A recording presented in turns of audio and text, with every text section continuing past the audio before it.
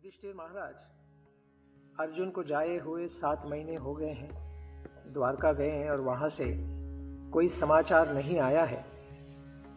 इसके कारण अत्यंत चिंतित होकर भीम से कुछ अपशकुनों के बारे में भी उल्लेख करते हैं, अपनी चिंता को व्यक्त करते हैं। तो इस प्रकार से बातें चल ही रही थी, तो सहसा क्या हुआ? सूत गोस्वामी ने कहा, इति चिन्तयतस्तस्य दृष्टारिष्टेन चेतसा राज्ञः प्रत्यागमत् ब्रह्मन् यदुपूर्याः कपिध्वजः। हे ब्राह्मण शौनक, जब महाराज युधिष्ठिर उस समय पृथ्वी पर इन अशुभ लक्षणों को देख ही रहे थे और अपने मन में ही इस प्रकार से विचार कर रहे थे, तभी अर्जुन यदुओं की पूरी द्वारिका से वापस आ गए। तो ऐसे अर्जुन को देखते ही युधिष्ठिर महाराज ने जो अपशकुन देखे थे, क्या वह सिद्ध होंगे? तम पादयोर्निपतितम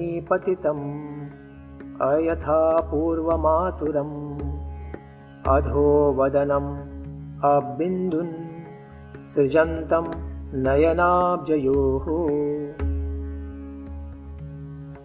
जब महाराज ने देखा कि अर्जुन उसके चरणों में नमन कर रहे हैं, तो राजा ने देखा कि उनकी निराशा अभूतपूर्व थी।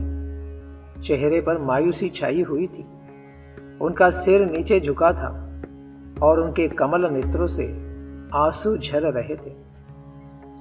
अत्यंत शोकाकुल अवस्था में अर्जुन उनके सामने आए हैं। तो ऐसे अर्जुन से युधिष्ठिर महाराज पहले क्या पूछेंगे? विलोक्योद्विग्न हृदयो विच्छायम अनुजम नृपः पृच्छति स्म सुरन्मध्ये संस्मरन् नारदेरितम्। हृदय की उद्विग्नताओं के कारण अर्जुन को पीला हुआ देखकर राजा ने नारद मुनि द्वारा बताए गए सारे संकटों का स्मरण किया और मित्रों के मध्य में ही उनसे कुछ पूछा। तो प्रत्यक्ष रूप से तो पूछेंगे नहीं, क्योंकि उनके मन में बहुत सारा डर अभी उत्पन्न हो गया है, तो अप्रत्यक्ष रूप से ही पूछते हैं। युधिष्ठिर उवाच कच्चिदानर्थपूर्याम्नः स्वजना सुखमासते मधुभोज दशार्हारः सात्वतान्धकवृष्णयः। महाराज युधिष्ठिर ने कहा, मेरे भाई अर्जुन, मुझे बताओ कि हमारे मित्र तथा संबंध यथा मधु, भोज, दशार्ह, आर्ह, सात्वक, अंधक तथा यदुवंश के सारे सदस्य अपने दिन सुख से तो बिता रहे हैं ना? शूरो मातामह कश्चित् स्वस्त्यास्ते वातमारिषः मातुलः सानुजः कश्चित् कौशल्यान् अनकदुन्दुभिः। मेरे आदरणीय नाना शूरसेन तो प्रसन्न है ना, तथा मेरे मामा वसुदेव जी तथा उनके छोटे भाई ठीक से तो है ना? वसुदेव के लिए यहाँ पर अनक दुमदुबी शब्द आया है, क्योंकि उनका जन्म होने पर देवताओं ने दिव्य नगाड़े बजाए थे, इसलिए उनका नाम अनक दुमदुबी हुआ था। और किन के बारे में पूछेंगे? सारी रानियों के बारे में पूछेंगे। सप्त स्वरासस्तपत्न्यो मातुलान्यः सहात्मजः आसते सस्नुषः क्षेमं देवकी प्रमुखः स्वयं। देवकी इत्यादि उनकी 7 पत्नियां परस्पर बहनें हैं। वे तथा उनके पुत्र एवं बहुएं सब सुखी तो है ना? इसके पश्चात क्या उग्रसेन, जिसका पुत्र दुष्ट कंस था तथा उनका छोटा भाई अब भी जीवित है? क्या ऋदिक तथा उसका पुत्र कृतवर्मा कुशल से तो है? क्या अक्रूर जी, जयंत, गद, सारण तथा शत्रुजित प्रसन्न तो है? भक्तों के रक्षक भगवान बलराम जी कैसे हैं? इस प्रकार से सारे यादव कुलों के सदस्यों के बारे में परीक्षा करते हैं। फिर भगवान के बेटों के बारे में भी पूछते हैं। प्रद्युम्नः सर्ववृष्णीनां सुखमास्ते महारथः गंभीरयोः अनिरुद्धो वर्धते भगवानुत। वृष्णि कुल के महान सेनापति प्रद्युम्न कैसे हैं? वे प्रसन्न तो हैं और भगवान के पूर्ण अंश अनिरुद्ध ठीक से तो हैं। प्रद्युम्न और अनिरुद्ध भी भगवान के ही अंश हैं और इस तरह वे दोनों भी तो विष्णु तत्व ही हैं। द्वारका में भगवान वासुदेव अपने पूर्णांशों संकर्षण, प्रद्युम्न तथा अनिरुद्ध सहित अपनी दिव्य लीलाओं में व्यस्त रहते हैं। अतएव इनमें से प्रत्येक को भगवान ही कहा जा सकता है, जैसा कि अनिरुद्ध नाम से यहां पर उल्लेख हो चुका है। इनके साथ जो कृष्ण के सभी सेना नायक पुत्र यथा सुषेण, चारुदेष्ण, जाम्बवती पुत्र सांब तथा ऋषभ अपने अपने पुत्रों समेत ठीक से तो है ना? क्योंकि भगवान की 16,108 रानियां थी और हर एक रानी से 10 पुत्र और 1 पुत्री प्राप्त थी, तो इन्हीं की संख्या लाखों में हो जाती है। तो ऐसे सारे भगवान के परिवार के सदस्य ठीक से तो है ना? और पूछते हैं, इनके भी अतिरिक्त श्रुतदेव, उद्धव जी तथा अन्य नंद, सुनंद तथा अन्य मुक्तात्माओं के नायक जो भगवान के नित्य संगी हैं, भगवान बलराम जी तथा कृष्ण द्वारा संरक्षित तो हैं। वे सब अपना अपना कार्य ठीक से तो चला रहे हैं ना? वे जो हमसे नित्य मैत्री पाश में बंधे हैं, हमारी कुशलता के बारे में पूछते तो हैं।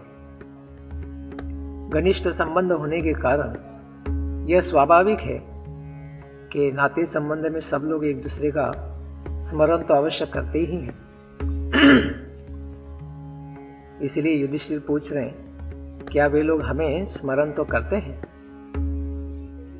फिर सबके बारे में तो पूछ चुके, बलराम जी तक सबके बारे में उल्लेख हुआ है, लेकिन भगवान के बारे में प्रत्यक्ष रूप से न चाहते हुए भी उन्हें पूछना ही पड़ेगा, क्योंकि अर्जुन सिर झुकाए खड़ा है और कुछ बात नहीं कर रहा है। तो युधिष्ठिर महाराज जी अपनी ओर से भगवान के बारे में पूछते हैं।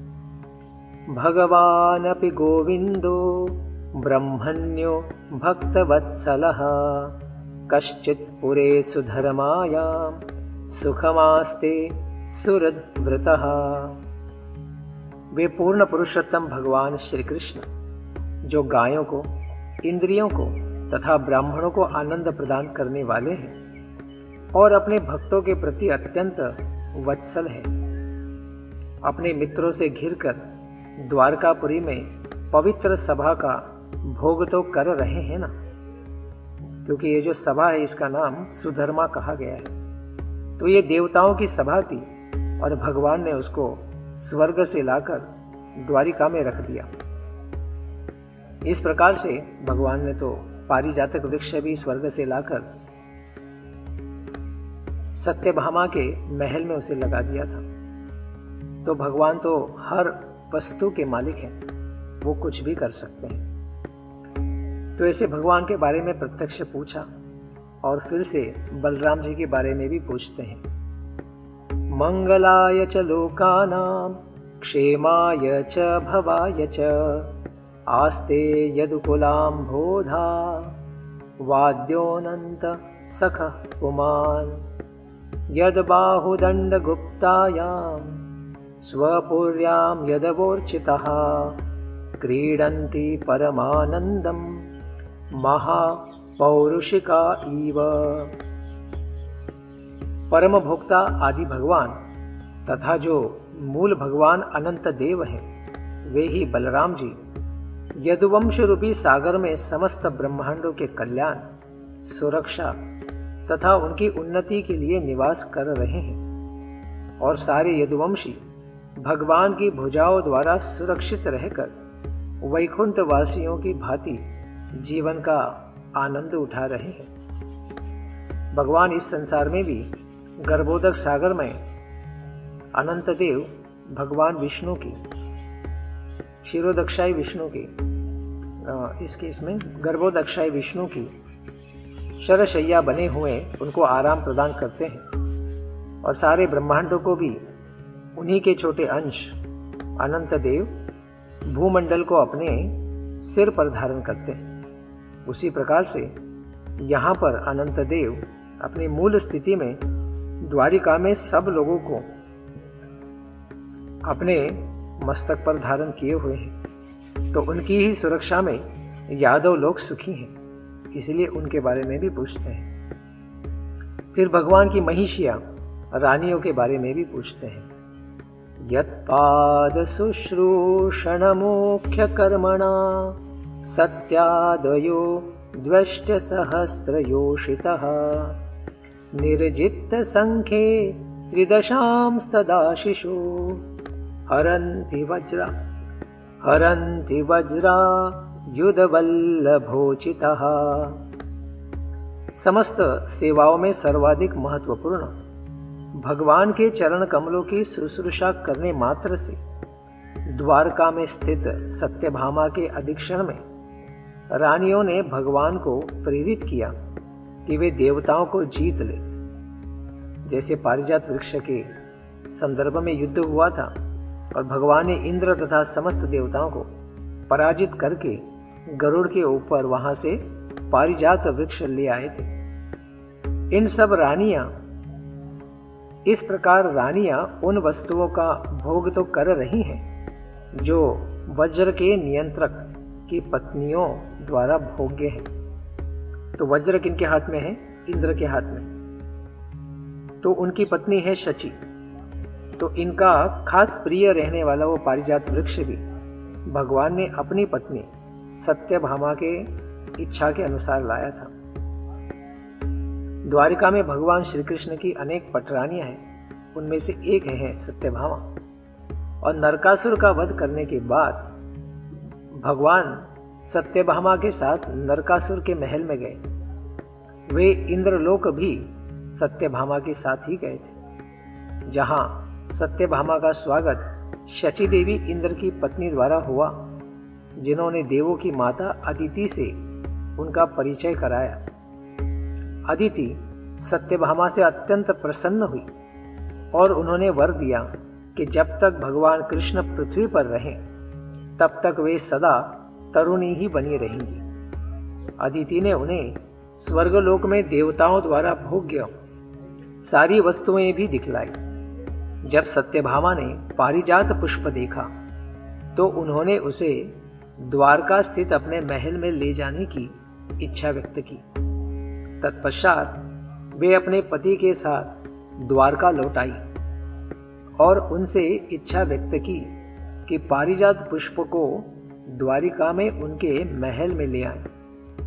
सत्यभामा का महल बहुमूल्य रत्नों से विशेष रूप से सुसज्जित किया गया था और ग्रीष्म ऋतु में भी महल का भीतरी भाग शीतल बना रहता था, मानो वातानुकूलित हो। उन्होंने अपने महल को अनेक पताकाओं से सजा रखा था, जो उनके पति की उपस्थिति की सूचक थी। एक बार वे अपने पति के साथ जब द्रौपदी से मिली तो वे उत्सुक थी कि उनसे पति को प्रसन्न करने की कला सीखें। द्रौपदी इस कला में निपुण थी क्योंकि उनके 5 पति थे, वे जो पांडव हैं, और वे सब उनसे अत्यंत प्रसन्न थे। द्रौपदी से उपदेश लेकर उन्होंने उनके प्रति शुभकामनाएं व्यक्त की और द्वारका वापस लौट आई। वे सत्राजित की पुत्री थी।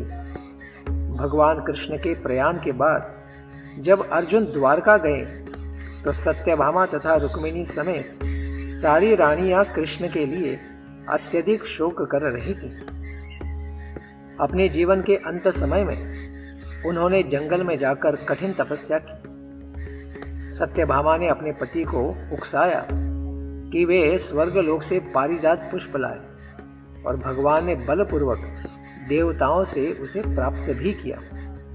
ठीक उसी तरह जिस प्रकार एक सामान्य पति अपनी पत्नी को रिझाने के लिए इच्छित वस्तुएं लाता है, यह पहले ही बताया जा चुका है कि भगवान को सामान्य व्यक्ति की भांति अपनी पत्नियों के आदेशों को पूरा करने की आवश्यकता न थी, लेकिन चूंकि रानियों ने उच्च कोटि की भक्ति अर्थात भगवान की शुश्रूषा करना स्वीकार किया था, अतएव भगवान भी एक आज्ञाकारी पति की भूमिका निभा रहे थे।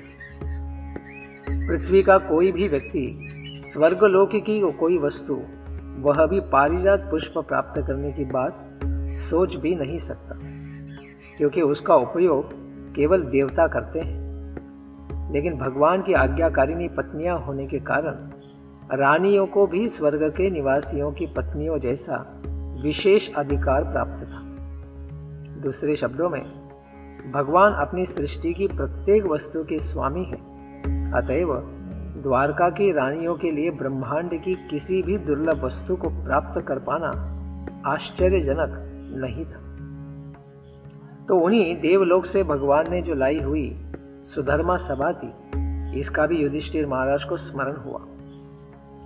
बड़े बड़े यदुवंशी वीर भगवान श्री कृष्ण की बाहुओं द्वारा सुरक्षित रहकर सभी प्रकार से निर्भय बने रहते हैं, अतएव उनके चरण उस सुधर्मा सभा भवन में पड़ते रहते हैं, जो सर्वश्रेष्ठ देवताओं के लिए बनी है, किंतु जो उनसे छीन लिया गया था। तो इस प्रकार से भगवान ने वो सभा भी यादवों की सेवा में द्वारिका में ले आए थे। ऐसे अर्जुन जो इतना पूछने के बाद भी कुछ नहीं बोल रहे हैं और उनके शरीर का रंग भी पहले जैसे बताया है पीला पड़ चुका था, फिर युधिष्ठिर महाराज ने उसके पीछे कोई भौतिक कारण तो नहीं है, इसको ढूंढने का प्रयास किया। मेरे भाई अर्जुन, मुझे बताओ कि तुम्हारा स्वास्थ्य तो ठीक है ना? ऐसा लगता है कि तुम्हारा शरीर उसकी कांति खो चुकी है। क्या द्वारका में दीर्घ काल तक रहने के कारण या अन्यों के द्वारा असम्मान तथा उपेक्षा दिखलाने से ऐसा तो नहीं हुआ है? तो द्वारका में ऐसा तो कुछ नहीं हो गया जिससे तुम्हारा किसी ने अपमान तो नहीं कर दिया? ऐसे पूछते हैं। अगर ऐसा नहीं हुआ है तो क्या यह तुम्हारे क्षत्रिय धर्म का छेदन होने से हुआ है? कहीं किसी ने तुम्हें अपमानजनक शब्द तो नहीं कहे हैं या तुम्हें धमकाया तो नहीं? क्या तुम याचक को, दान मांगने वाले को, सुपात्र को दान नहीं दे सके? या किसी से अपना वचन तुम नहीं निभा पाए? किसी को प्रतिज्ञा करके तुमने वचन दे दिया और फिर उसका तुम पालन नहीं कर पाए, ऐसा तो नहीं हुआ? क्या तुम क्षत्रिय धर्म का पालन नहीं कर सके?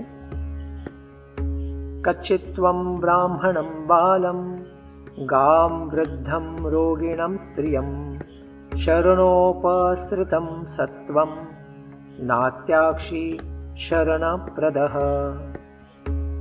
तुम तो सदा सुपात्र जीवों के यथा ब्राह्मणों, बालकों, गायों, स्त्रियों तथा रोगियों के रक्षक रहे हो। क्या तुम उनके शरण मांगे जाने पर उन्हें शरण नहीं दे सके? ऐसा तो नहीं हुआ, क्योंकि एक क्षत्रिय का कार्य है समाज के सब दुखी जीवों को शरणागति देना और उन्हें संरक्षण करना। क्या इस कार्य में तुम कम तो नहीं पड़ गए? या फिर जैसे द्रौपदी का अपराध करने के कारण कौरवों में ग्लानि आ गई थी, उस प्रकार से तुमने किसी स्त्री का अपराध तो नहीं कर दिया? क्या तुमने दुष्चरित्र स्त्री से समागम तो नहीं कर दिया, अथवा सुपात्र स्त्री के साथ तुमने भद्र शुभ व्यवहार नहीं किया, अथवा तुम मार्ग में ही किसी ऐसे व्यक्ति के द्वारा पराजित तो नहीं किए गए हो जो तुमसे निकृष्ट या तुम्हारे समकक्ष हो, तुम्हारे समान शक्ति रखने वाला या तुमसे कम शक्ति रखने वाले व्यक्ति से तुम पराजित तो नहीं हो गए हो। इस प्रकार से शंका उपस्थित हुई है युधिष्ठिर महाराज के मन में। या फिर तुम शरणागति देने योग्य किसी वृद्ध या बालक को ही आश्रय देने से चूक तो नहीं गए हो? क्या तुमने उन वृद्धों तथा बालकों की परवाह नहीं की जो तुम्हारे साथ भोजन करने के योग्य थे? क्या उन्हें छोड़कर ही तुमने अकेले ही भोजन कर लिया? क्या तुमने कोई अक्षम्य गलती की है जो निंदनीय मानी जाती हो संसार में? इस प्रकार से अनेक तर्क लगाकर अर्जुन से सत्य बाहर निकालने का प्रयास कर रहे हैं, लेकिन अर्जुन कुछ बोल नहीं रहा है। गृहस्थोचित सारे कर्मों के बारे में परीक्षा होने के बाद फिर निष्कर्ष प्रमाण सामने लाते हुए युधिष्ठिर महाराज को वो पूछना ही पड़ रहा है जो अर्जुन कह नहीं सकता। कश्चित् प्रेष्टतमेनाथ हृदयेनात्मबन्धुना शून्योऽस्मि रहितो नित्यं मन्यसे तेन्यथा नरूक। अथवा कहीं ऐसा तो नहीं है कि तुम इसलिए रिक्त अनुभव कर रहे हो क्योंकि तुमने अपने घनिष्ठ मित्र भगवान कृष्ण को ही खो दिया हो? हे मेरे भाई अर्जुन, तुम्हारे इतने हताश होने का मुझे और कोई कारण नहीं दिखता।